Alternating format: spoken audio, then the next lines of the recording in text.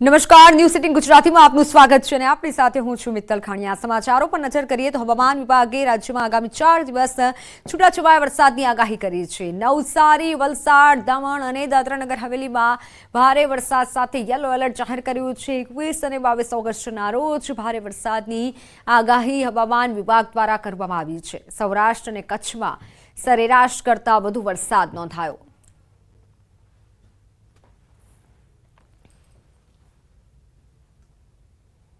यहाँ पर heavy rainfall की वार्निंग है। वो डिस्ट्रिक्ट है नवसारी, वलसाड़, दमन और दादरा नगर हवेली। और डे 6 के लिए भी नवसारी, वलसाड़, दमन और दादरा नगर हवेली के लिए हैवी रेनफॉल की वार्निंग है और साथ में थंडरस्टॉर्म की वार्निंग है।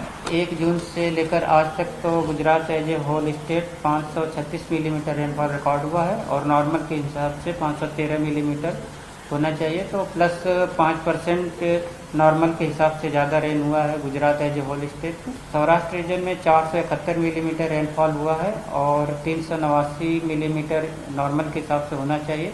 तो प्लस 21% सौराष्ट्र और कच्छ रीजन में रेनफॉल नॉर्मल के हिसाब से ज़्यादा है 1 जून से लेकर आज तक। तो लांबा विराम बाद फरी एक वखत वलसाड जिल्लामां वरसादी माहोल जाम्यो छे। सवारथी जिल्लामां वादळछाયું वातावरण हतुं અને બપોરે વાપી અને આસપાસના વિસ્તારમાં થોડા સમય સુધી ધોધમાર વરસાદ વરસ્યો હતો, જેના કારણે વાપીના રસ્તાઓ પાણી થઈ ગયા હતા। તો જિલ્લાના અન્ય તાલુકાના ધરમપુર, કપરાડા, ઉમરગામ, પારડી અને વલસાડ તાલુકામાં વાદળછાયા વાતાવરણ વચ્ચે છૂટોછવાયો વરસાદ વરસ્યો હતો। વરસાદ થતા વાતાવરણમાં ઠંડક પ્રસરતા લોકોએ ગરમી અને બફારાથી રાહત અનુભવી હતી। સુરેન્દ્રનગરનો ધોળીધજા ડેમ 90% ભરાઈ જતા તંત્ર એલર્ટ થયું છે। ધોળીધજા ડેમ ગમે ત્યારે ઓવરફ્લો થઈ શકે છે। નીચાણવાળા વિસ્તારોમાં લોકોને નદીના પટમાં ન જવા માટે સૂચના અપાઈ છે। રતનપર, જોરાવરનગર, વઢવાણ, મેમકા, પડિયાદ સહિતના ગામડાના લોકોને સતર્ક રહેવા માટે સૂચના આપવામાં આવી છે।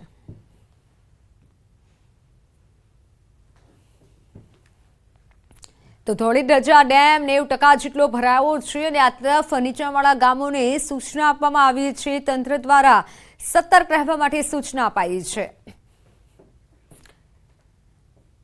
રાજ્યસભા સાંસદ ડોક્ટર જશવંતસિંહ પરમારનું નિવેદન। કલકત્તા કેસ મામલે મોટું નિવેદન આપ્યું છે। આરોપીઓને ફાંસીની સજા થવી જોઈએ। દરેક રેપના આરોપીઓને ફાંસીની સજા આપવામાં આવે। પશ્ચિમ બંગાળમાં વારંવાર આવી ઘટના બને છે।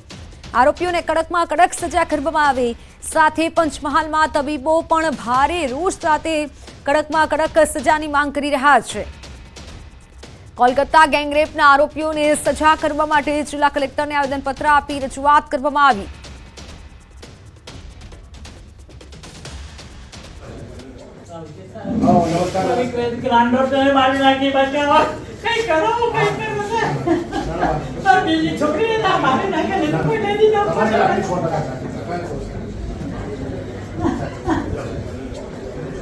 पिनल कोडनी जग्याए जे न्याय संहिता आवी छे ए न्याय संहितानी अंदर पण आ कायदाने વધુ કડક કરવામાં આવ્યો છે અને તેની અંદર વારંવાર રેપની ઘટના થતી હોય, જેણે કરી હોય તેને ફાંસીની સજા પણ કરવામાં આવે એવું પ્રાવધાન છે। પરંતુ એક સમાજના નાગરિક તરીકે, ભારત દેશના નાગરિક તરીકે હું સરકારને બીજી એક વિનંતી કરવા માંગીશ કે દરેક રેપની ઘટનાઓ જો ખરેખર સાચા અર્થમાં સાબિત થાય તો તેની એકમાત્ર સજા એ ફાંસીની સજા કરવામાં આવે। અમને આ જોઈને યાદ આવે છે કે અમે જ્યારે રેસિડેન્સી કરતા હોઈએ ત્યારે રાત્રે અમને 2 વાગે, 3 વાગે, ક્યારે પણ કોલ આવે 4 વાગે। અમે એકલા સુમસામ રસ્તા પર જતા હોઈએ છીએ। આ છોકરી સાથે થયેલું વિચારીને પણ અમને કંપારી આવી જાય છે કે અમે તો થઈ ગયા પણ હવેની જનરેશનમાં શું થઈ રહ્યું છે। એટલે આ ઘૃણાસ્પદ કૃત્ય માટે બધાને ફાંસી જેવી સજા આપવી જ જોઈએ સરકારે અને એના માટે સ્ટ્રિક્ટ પગલાં લેવા જ જોઈએ અને લેડીઝ હંમેશા ફ્રી થઈ અને સેફ રીતે કામ કરી શકે તે બહુ જ જરૂરી છે। જે કૃત્ય થયું છે, જે દુષ્કર્મ થયું છે, જેને હેવાનિયતની હદ સુધી આપણે કહી શકીએ છીએ, એ એક એકદમ એજ્યુકેટેડ લેડી હતી। જે જગ્યા પર થયું છે એને પણ અમે જ્યારે ભણતા હોઈએ ને ત્યારે અમે મંદિર માનતા હોઈએ છીએ। એ જગ્યા પણ જ્યાં થયું છે એ અમારા માટે મંદિર છે। જે છોકરી પર આ થયું છે અને શું થયું છે એ બધાને જ ખબર છે, બરાબર છે। આમાં એક કોઈ જાતનું એજ્યુકેશન લેવલ નથી આવતું કારણ કે બધા હાઈલી એજ્યુકેટેડ પર્સનો આમાં હતા। હાઈલી એજ્યુકેટેડ જગ્યાએ આ થયું છે એટલે આવી વસ્તુઓ તો થવી જ ના જોઈએ। કલેક્ટર તેમજ મીડિયા સમક્ષ રજૂઆત કરતા વૃદ્ધ તબીબ ચોધાર આંસુએ રડી પડ્યા. ડોક્ટર તૈયબ શહેરાવાલાએ રડતા રડતા કહ્યું કે જે દીકરી સાથે આ ઘટના બની એ અમારા સૌની દીકરી છે, અમારા બધાની તે દીકરી છે. સાહેબ, આપણે ત્યાં ન્યાય પદ્ધતિ ઘણી ઢીલી અને લાંબી છે, એટલે લોકો થાકી જાય છે. વર્ષ પછી આ બધું ભૂલાઈ જશે, તમને રોકવા છે. હું તો દરેક મા બાપને કહું છું કે તમે કોઈ પણ તમારા છોકરા છોકરીને ડૉક્ટર ના બનાવશો. અમારે બધાની આંખમાં આંસુ છે. આજે મારી દીકરી મારી જાય તો શું મારું હસતું મળવું હોય કે રડતું મળવું હોય? તો જૂનાગઢમાં પોલીસ સામે જ કાર્યવાહી. Junagadh A division PSI OI સીધીને સસ્પેન્ડ કરાયા છે, જ્યારે કે PI વત્સલ સાવજને લીવ રિઝર્વમાં મૂકવામાં આવ્યા છે. લિસ્ટેડ બુટલેગર ધીરેન કારિયાના ડુપ્લિકેટ પાસપોર્ટની તપાસમાં બેદરકારી બદલ કાર્યવાહી કરવામાં આવી અને બીજી તરફ PIની અચાનક બદલી અંગે અચાનક ચર્ચાઓ થઈ રહી છે. ગંભીર ગુનાની તપાસમાં બેદરકારી બદલ SPની કડક કાર્યવાહી. મહત્વનું છે, લિસ્ટેડ બુટલેગર ધીરેન કારિયાના ડુપ્લિકેટ પાસપોર્ટ થકી વિદેશ ભાગી જવાની ફિરાકમાં હતો.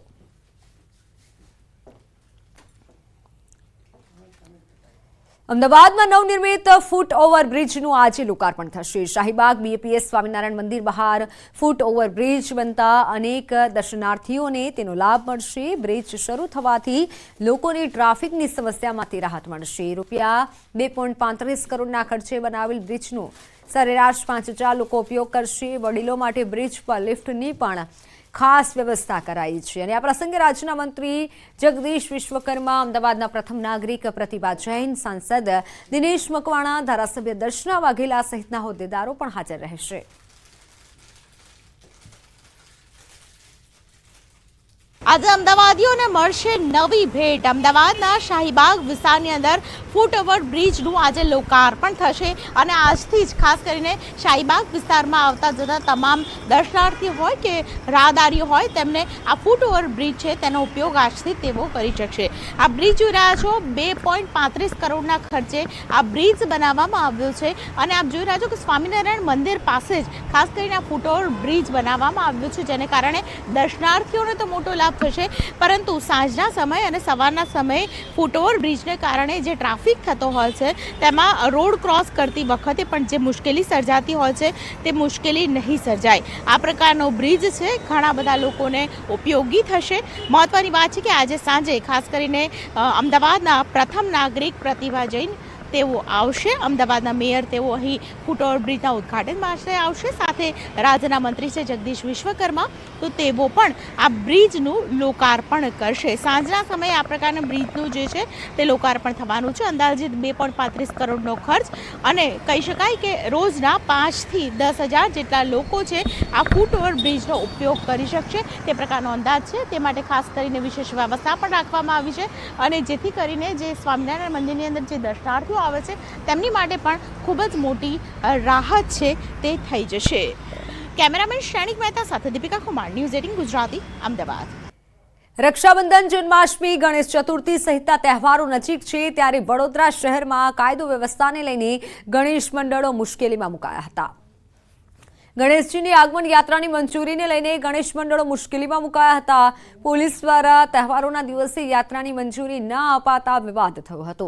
જોકે આ વિવાદના કારણે સાંસદ, ધારાસભ્યો તેમજ મેયરે પોલીસ કમિશનર સાથે બેઠક કરી હતી અને આ બેઠકમાં રક્ષાબંધન અને જન્માષ્ટમી સિવાયના દિવસે યાત્રા યોજવા પોલીસે મંજૂરી આપી હતી. ગણેશ મંડળોને ધાર્મિક તહેવાર ઉજવવા પણ ભીખ માંગવી પડતી હોવાનો બળાપો ગણેશ મંડળોએ વ્યક્ત કર્યો હતો.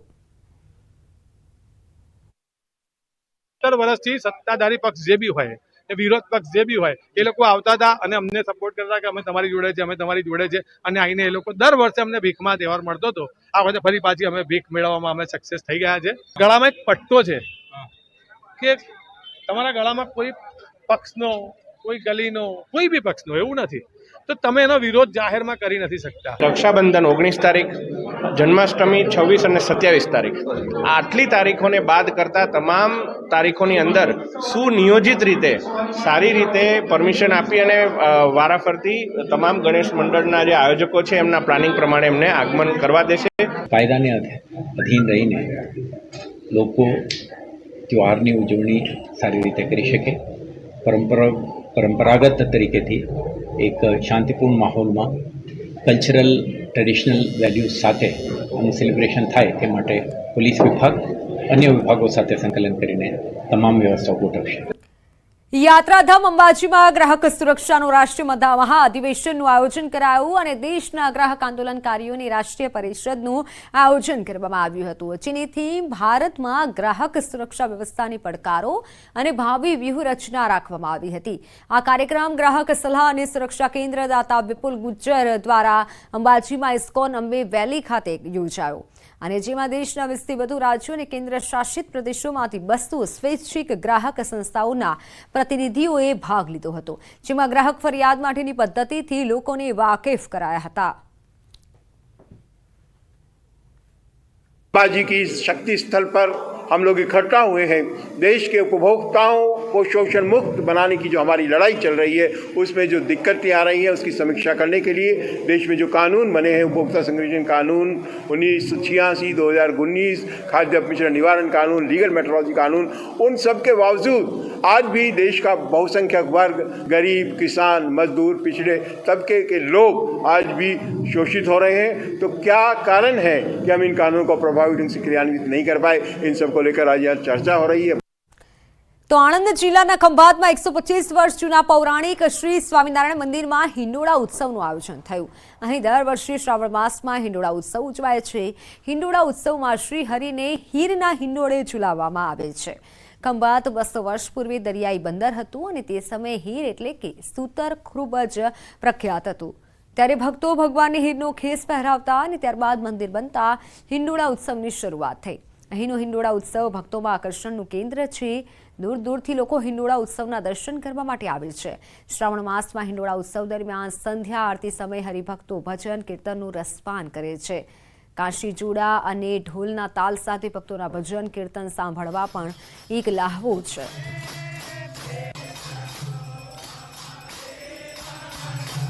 125 વર્ષથી આ મંદિર છે જેની અંદર ભગવાન દર્શન દઈ રહેલા છે અને આ હરિભક્તો બધા પ્રેમથી અને ભાવથી આ હીરના હિંડોળાની અંદર સજાવટથી આ ભગવાનને ઝુલાવી રહ્યા છે.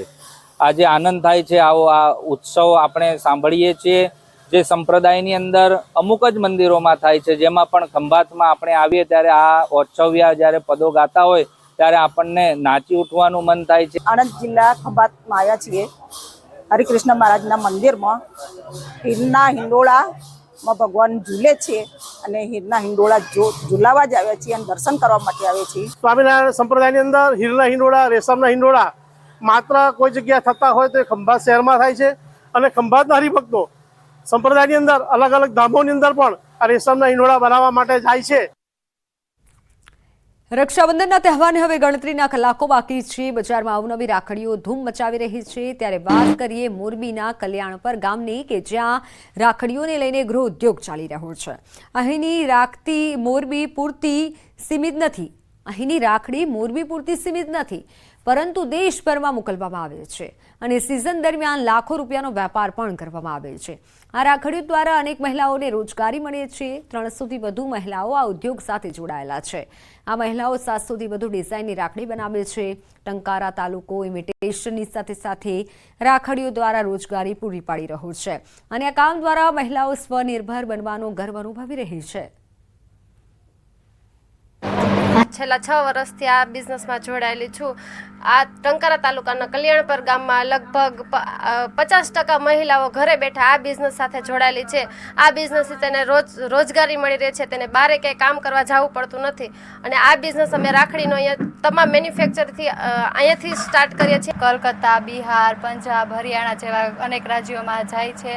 આ બિઝનેસથી અમને મહિલા વધારે આ બિઝનેસથી સંકળાયેલા છે. મહિલાને સારો એવી કમાઈ મળી રહી છે. આ બિઝનેસથી મહિલા માટે એક આવકનું સારું સાધન છે.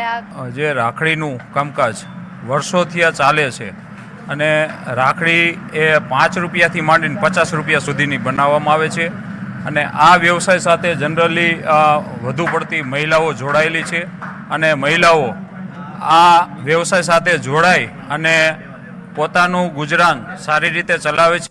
આઝાદીના પર્વની સૌએ ભવ્ય અને ઉત્સાહથી ઉજવણી કરી, પરંતુ હજુ રાજ્યના કેટલાક ગામો એવા પણ છે કે જ્યાં આઝાદીના આટલા વર્ષો બાદ પણ હજુ પ્રાથમિક સુવિધા નથી પહોંચી. તો જુઓ આ દ્રશ્યો. આ બાળકો કોઈ શાળાના પ્રવાસે કે ફરવા માટે નથી ગયા, પરંતુ આ દ્રશ્યો શરમજનક છે, હાલાકીના છે, કારણ કે છોટાઉદેપુરના અંતરિયાળ વિસ્તારમાં આવેલા વીરપુર ગામના આ બાળકોએ આજ દિન સુધી પાકો રસ્તો જોયો જ નથી. જી હા, બાળકોમાં ભણવાની ધગશ છે, પરંતુ શાળાએ જવા માટે રસ્તો ન હોવાથી ભારજ નદીમાંથી જીવના જોખમે જવું પડે છે. ચોમાસામાં નદીમાં પાણી વધારે હોય છે ત્યારે વાલીઓ પણ ચિંતામાં મુકાય છે. 100 જેટલા બાળકો દરરોજ આ જ રીતે શાળાએ જવા મુશ્કેલીનો સામનો કરે છે.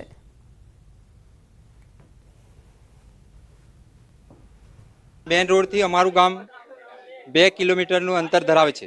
તેમાં છેક નદી આવેલી છે, નદીએ આવવાનું છે અને તેમાં અમે રસ્તાની માંગણી કરી છે. 2 કિલોમીટર સુધી જે કાચો રસ્તો છે એ અમને સરકારશ્રીએ પાકો રસ્તો કરી આપે અને સ્કૂલની બાજુમાં જે કોતર આવેલું છે તેમાં કોઝવે કાં તો પુલની સુવિધા કરી આપે એવી અમે સરકાર તરફથી માંગણી કરી છે. આજે આઝાદીના લગભગ 78 વર્ષ થયા, ત્યાં સુધી કોઈ હજુ સુધી સુવિધા નહીં થઈ. ત્યારે 1 થી 8 ધોરણ સુધી અમારી વીરપુર પ્રાથમિક શાળા છે. વિદ્યાર્થીઓ પ્રાથમિક શાળા પર આવવા માટે 60 થી 70 વિદ્યાર્થીઓ નવાડ ફળિયા અને પટેલ ફળિયાના છે, તો નદી ઓળંગીને પ્રાથમિક શાળા પર આવવું પડે છે.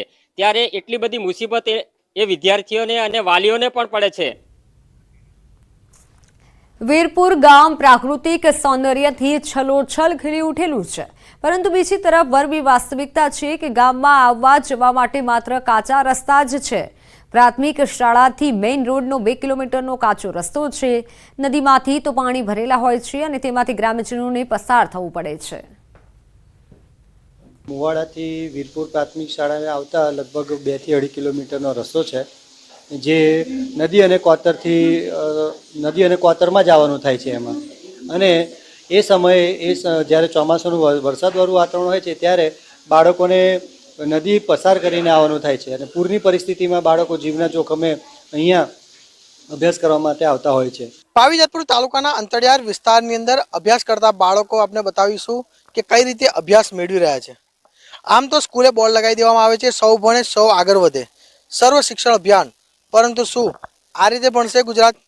આપ જોઈ શકો છો કે ભારત નદી પરથી પસાર થતા જે બાળકો છે બિલકુલ જીવના જોખમે પસાર થઈ રહ્યા છે. વાલીઓ પણ તેઓને મૂકવા માટે આવતા હોય છે. આ જે વીરપુર ગામ છે પાવીજેતપુર તાલુકાનું, અને ગામની અંદર આવવા માટે પણ કોઈ પાકો રસ્તો નથી. નાના ભૂલકાઓ હોય કે મોટા જે બાળકો જે છે અભ્યાસ મેળવવા માટે જે આવે છે જીવના જોખમે આવે છે.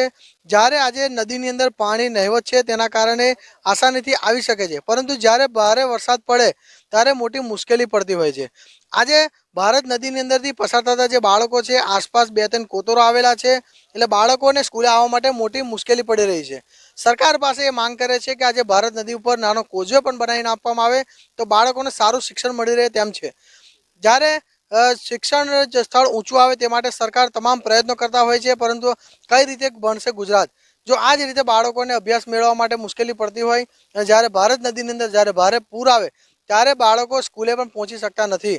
ત્યારે આવા દ્રશ્યો જોએ, સરકાર જાગે અને આવા બાળકોને પડતી મુશ્કેલી છે તે દૂર કરે તે ખૂબ જરૂરી છે. સેજબ ખત્રી, ન્યૂઝ 18 ગુજરાતી, છોટાઉદેપુર.